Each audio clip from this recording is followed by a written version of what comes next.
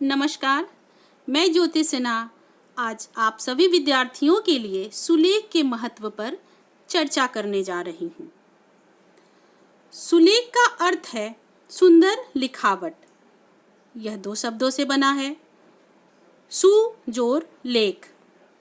सु का अर्थ होता है सुंदर और लेख का अर्थ है लिखावट या लेखनी, यानी सुंदर लिखावट।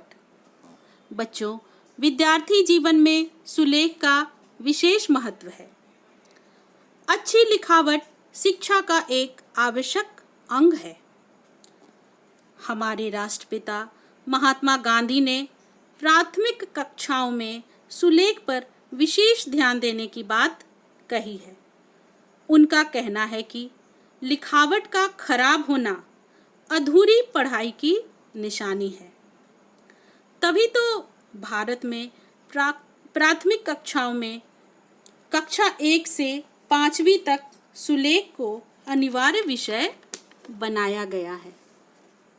बच्चों, आप बचपन से ही सुलेख लिखेंगे तो आपकी लिखावट अच्छी हो जाएगी।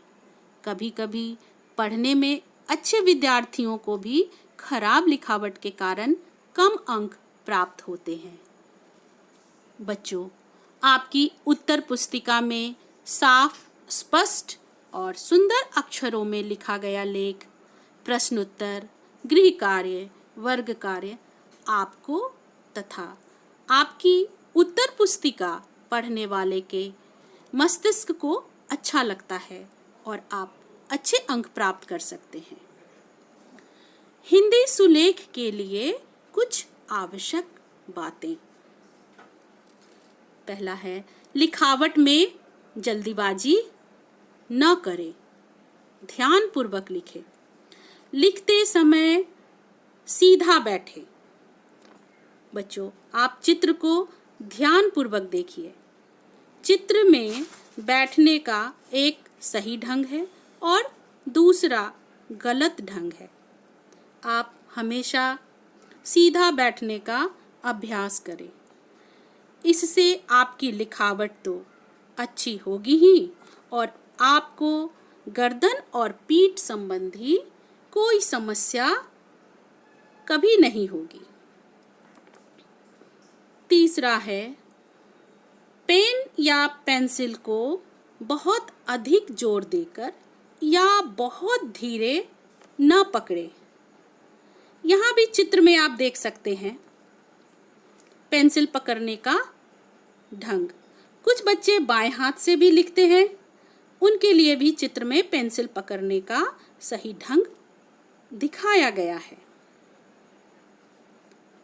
चौथा है, प्रत्येक अक्षर एक ही आकार का होना चाहिए। हमें इस बात का ध्यान रखना है कि लिखते समय हमारे प्रत्येक अक्षर एक ही आकार के हों।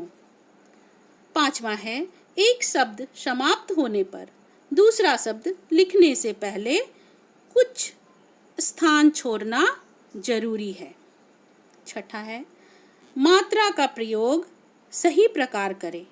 आप यहाँ उदाहरण में देख सकते हैं, मात्रा ओ को देख सकते हैं, एक सही प्रयोग है और एक लिखने का गलत ढंग है।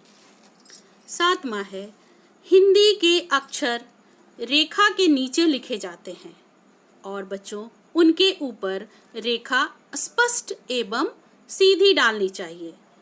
उदाहरण स्वरूप यहाँ लिखा है, स्वतंत्रता दिवस हमारा राष्ट्रीय पर्व है, जो रेखा के ठीक नीचे लिखा गया है। आठवां है, बच्चों हिंदी में पंक्तियों के मध्य यानी बीच में लिखना अनुचित होता है।